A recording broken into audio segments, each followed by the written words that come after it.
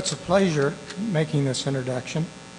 If Dr. Tom Wolf looks familiar, it may be because he's a member of the Denver Rotary Club. He joined the club shortly after moving to Denver to be the new president of Iliff School of Theology and has been there now for about 2.5 years. True to Tom's character, he quickly became involved in the community activities, often in a leadership role. These include the Interfaith Alliance of Colorado, the Religious Advisory Council sponsored by the University of Denver, and at the appointment of Governor Hickenlooper, the Commission on the Sand Creek Massacre Commemoration. He's married to Marilyn Wolf, also a Methodist pastor and a licensed therapist at Cenis Counseling Center. Tom and Marilyn have 2 daughters, Erin and Kimberly. His personal interests include flying and sailing. Details of his academic background, his work history, and his former leadership positions are very impressive and can be found in your keyway. On a personal note, I've had a number of opportunities to be with Tom.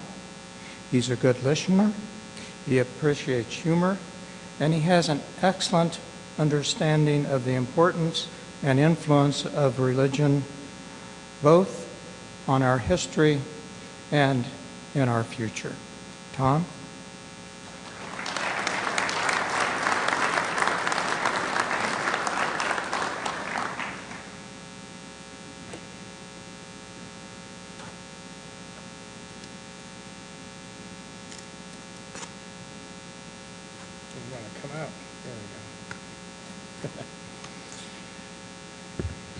It is a privilege anytime to be introduced by RJ. So RJ, thank you.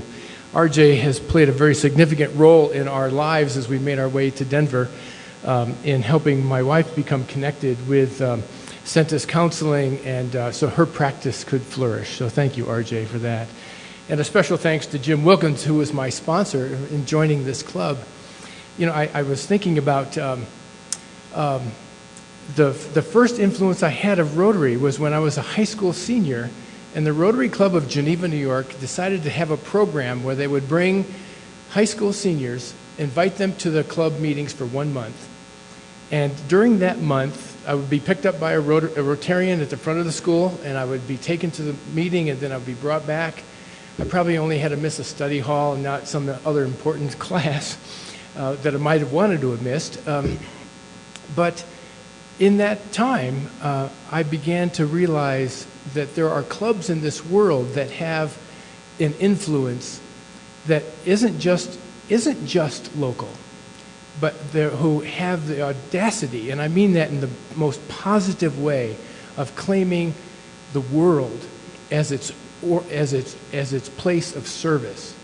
And as I've developed in my career and have traveled around the world, to see those clubs all over the world, literally, makes you remember that, you know, yes, we're connected in this room, but we are also connected well beyond this space.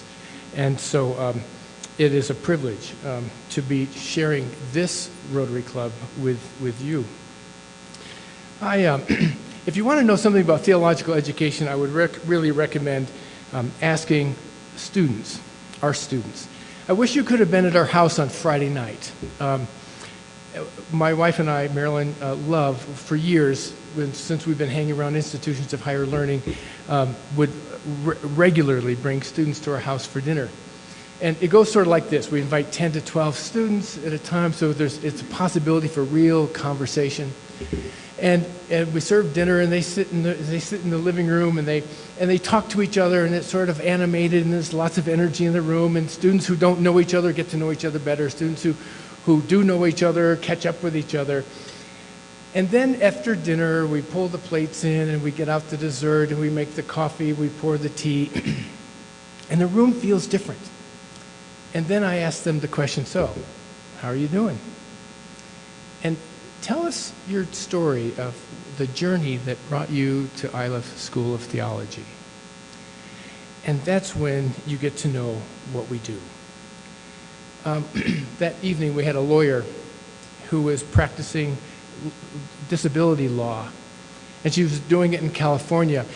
And she also knew that she could do certain things with that law practice, but there was something that was missing for her, a spiritual dimension of that work. And she needed a community that would help her develop that interior sense of herself and help her think more holistically about the population of people that she was working with. She wanted to see them in deeper ways. So now she is at Iliff. We had a person who was never exposed to any kind of religious life at all in her childhood home, but who in college was influenced by a thoughtful chaplain and now was seeking to explore denominational ordination and possibly even lead to a college chaplaincy where she could have and share the same experience that was shared with her. We have another attorney. Attorneys love theology school. Ved is over there. He knows this. He's on our board. The people, attorneys somehow just love theology school. And so we have a lot of former attorneys, but one who was working with clients around end-of-life issues and was able to help frame lives and protect their survivors and do all of the good things that law degree enabled them to do. But here is now this person who is working, who's given their law practice to someone else, and now is a hospice chaplain, dealing with another whole dimension of the end-of-life issues for people. Another was an executive director of a not-for-profit who was dissatisfied with her ability to understand the full leadership capacities that she needed and was frustrated because she was feeling limited by being limited by her skills and needed a way to engage a broader sense of community. And so she came for leadership and community organizing, which we are in the midst of doing. And then a lifelong member of a congregation who is called to ordination to create faith communities, but not in the traditional sense, but to explore new ways of being the church outside of the traditional walls of the congregation. And so when the students come to Iliff, one of the things I always say to the new coming class, bring with you, do not leave at the door your lived experience, because what you are bringing is so important in this holistic understanding of theological education that is emerging. Theological schools are sometimes misrepresented in very narrow ways. They're seen as cloistered communities set apart from the world for study and preparation and a lot of prayer. Praying is fine. I'm not saying it's not. But also they're characterized sometimes as places of monolithic thought and belief. Monolithic thought and belief. Iliff is an example of a theological school, and it's not the only one. There's 214 of us in the country. All kinds and varieties and theological orientations, but there's about 214 of us who are accredited through the Association of Theological Schools. And Iliff as an example is about educating leaders for three primary publics. And listen to the order: the world, the church, and the academy. We don't think, we refuse to choose between a training home only for ministerial candidates, or a center only for activists and scholar activists, or a school only for academics. We believe all three are inseparable and enhance each other. So we have got to be educating people who are constantly in the educational process, living fully into the world and not separated from the world. The world is a textbook, a rich textbook, a complex problems that are absolutely difficult to address, but in a holistic way, looking through a compassionate lens, our students enter that space. We're not immune from change. And there have been some articles in the New York Times and one in the HuffPost religion page that have captured people's attention. In October, a New York Times article was featured, and the title was this: secular but feeling a call to divinity school. And it featured Harvard Divinity School, and it talked about how students who have no religious affiliation are now being drawn into theological schools. Well, not just Harvard, but ILIF and all of my colleagues around the country are talking about this phenomenon. It is happening. People who are not affiliated are still seeking theological school. HuffPost religion page in February published a blog entry entitled Rebooting Theological Education, referencing a new organization, Reimagining Theological Education. So there's a whole new group that has been formed to reimagine theological education. In March, in the New York Times article, theology schools facing lean times look to one another, and the web address the changing shape and some of the real issues that theological schools are facing.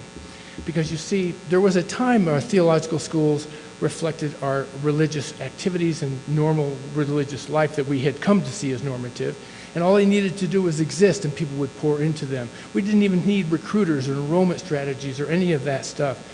But the world has shifted around us. And theological schools have had to decide whether the culture is the enemy or the culture is the opportunity. And the ILIF School of Theology has claimed, and we live into this, that the culture is never the enemy. We stand in relationship with the culture, and we bring the best of what we have to offer in a context that makes sense in the life of that cultural moment. Change is the given. Understanding how to live into that moment is the challenge. So they name several of the challenges, but let me go back to our students for a moment. Our students have two things in common, and they are a diverse group of people coming from a diverse set of backgrounds and a diverse kind of set of experiences, but they have two things discreetly in common.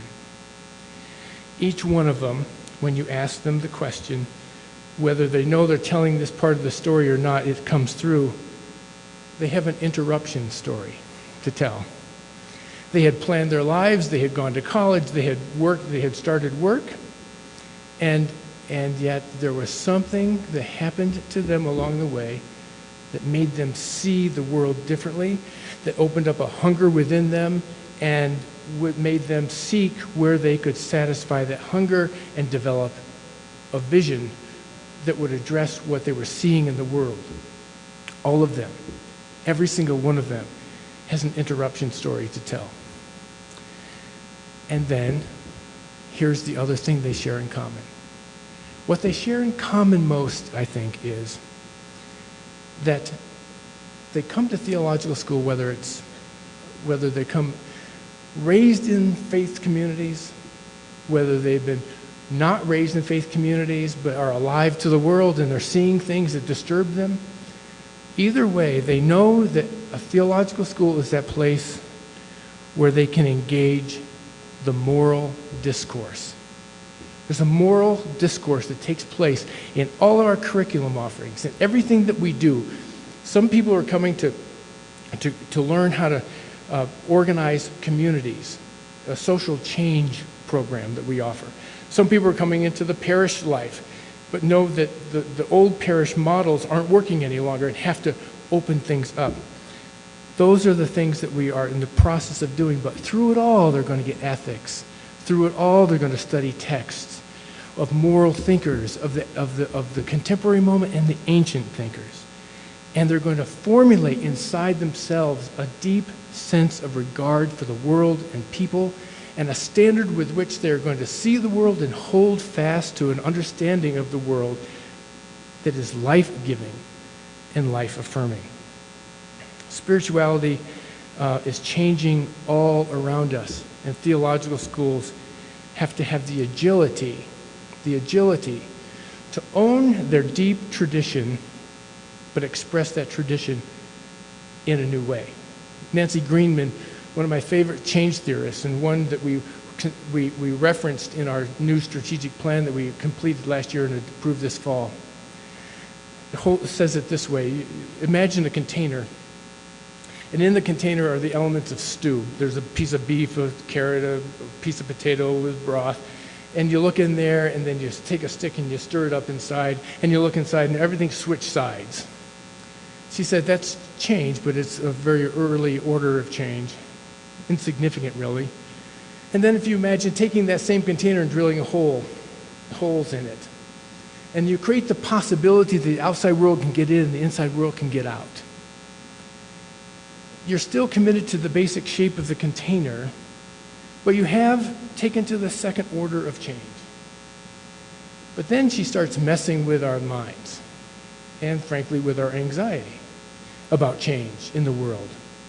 And she says, imagine if you were to take the handle off of the cup, and what happens if you broke the lip off, and you broke it into some pieces in the base of it, and you had a bunch of pieces plus the content.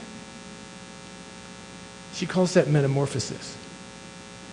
And what she, instead of it seeing like it destroying something, she reminds us something very important, that in each piece there is a whole of the DNA of the cup, of the value, of the tradition that will continue as you put the pieces together in whole new ways. So the world is calling us to that new transformation. So instead of looking at a series of things that we lose, we all of a sudden are finding our way into new ways of seeing theological education. Because as we struggle with things like enrollment, or as we struggle with the cost of education, how we provide this, as we struggle with denominations that are losing their influence in the traditional way, as we struggle with how students express their spirituality. Students don't come with usually one named membership in a lifetime experience. They have tried different things. They're eclectic, and they put things together, and they try things from different traditions, and sometimes all in one body. But as they do this, you are always looking past the differences that we are experiencing over time. We're always looking for, how do we fashion theology in this context that makes sense and that reintroduces and claims the moral discourse into the world? Because there's characteristics of theology that are both timeless but also address every time. Theology is always relational in nature. Theology always points us to questions of meaning and purpose. Theology always enables us to see and engage the human condition. Theology has a lens of hope. And I don't mean the thin veneer of optimism. I'm talking about hope. The kind of experience that says it can look at all of the tragedy of the world, all of it, and account for it all. And still you have a view that something new can emerge out of it. Theology in its very nature, and it's been misused in times, but if we really let theology do its work, it is inclusive of a community. And the human work that it produces always arcs towards justice. Theological schools offer the nuns and the seekers and the firmly planted in traditions people a language of moral discourse, and the training in leadership that makes that come to life in our communities. I'm watching the clock. One moment that probably crosses over into some of the generations in this room, into one of the generations in this room, but is guided, but for me is very important, is an illustration. Dietrich Bonhoeffer was a German theologian. He taught at Union Theological Seminary in New York City. And in the 30s, brilliant theologian, and a person of faith and a member of the Lutheran community. And he was watching his beloved German homeland being ravaged by the Nazis under Hitler. and he made a decision to leave his teaching post, and his colleagues on the faculty union pleaded for him not to go back. But as a theologian and an ethicist, he went back to Germany to participate in the resistance against Hitler. And as a result, lost his life at the hands of the Nazis. And 1 month before the end of the war, was executed by him, by Hitler. And then Hitler fell, and the war in Europe took a turn toward peace. But there was a person who was touched by that moral discourse and stepped into the world, because theology always relocates us into the world in the most meaningful of ways. And so it is a privilege, even in the midst of challenging times and changing times, which really make us deal with our agenda and our purpose. It is a privilege to be a part of a theological community that is committed to that kind of work in a host of communities to make difference in people's lives, but also nothing short than transforming the world. And it's a privilege to be a part of a Rotary Club that feels its presence in the world. Thank you. It's a privilege to be with you today.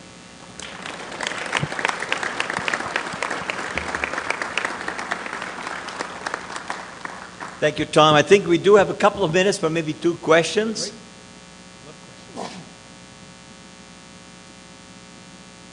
I see a hand back here. One moment.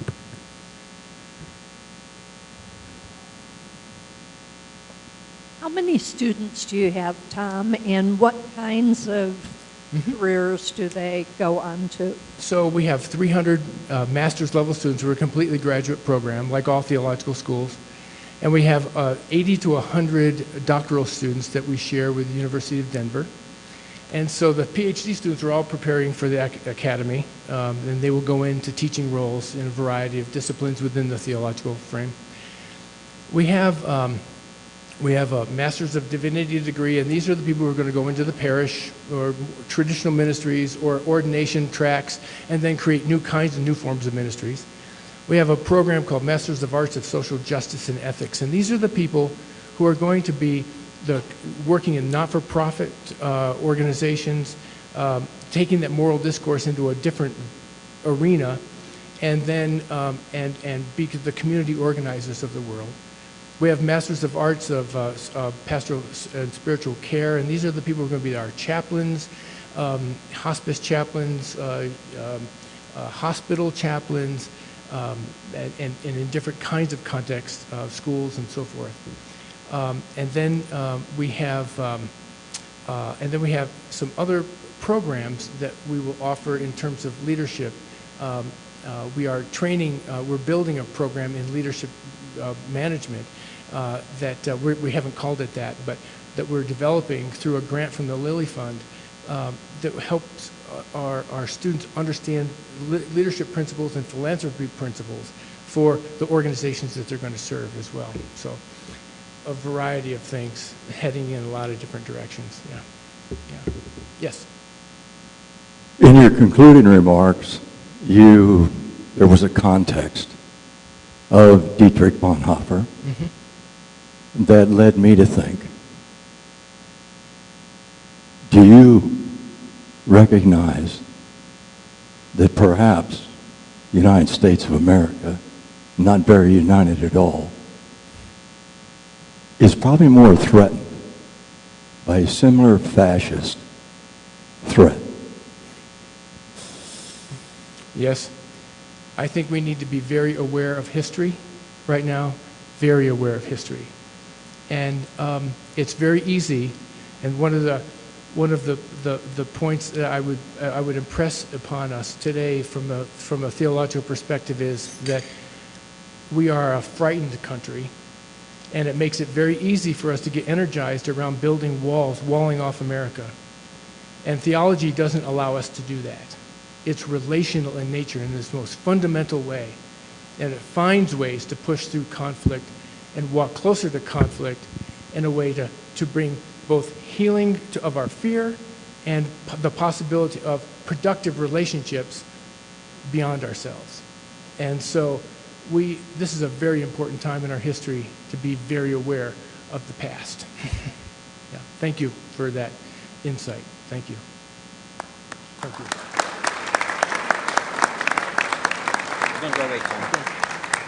Tom, that was terrific. Thank you very much. Now, I've learned also that there is such a thing as a theological orientation. And you gave us a good talk today. As a commemorative thing, we'll give you a silver dollar. And thank you very much for being with us today. Okay. Appreciate it.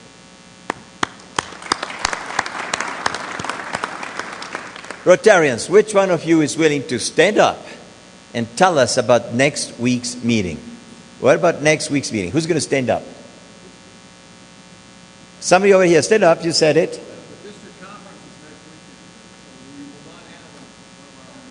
We will not have a meeting because of the district conference. Charlie, here is a 4-way test point for you.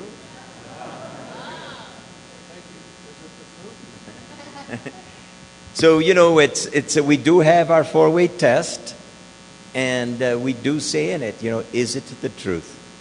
And I think it's also the basics of all religions. So when you're out there this week, make sure that of all the things you say and do, that it is the truth. Remember that there is no meeting next week, but we will have on the 25th one of the best meetings of the year, which is the Denver Kids graduation. And it's a fabulous opportunity to see your money at work and seeing what these kids already have accomplished and how far they will go with the doors that we have opened for them through the help of your donations. John and the foundation, thank you very much for all the work you did yesterday in the dissemination of our money. It is a fun process. It's tedious, but it's a fun process. I encourage you to get involved in the foundation, which is a tremendous arm of our Denver Rotary. Ted and Bill, without Carol and Alice, go to the door and greet all the members as they leave, and we do stand adjourned.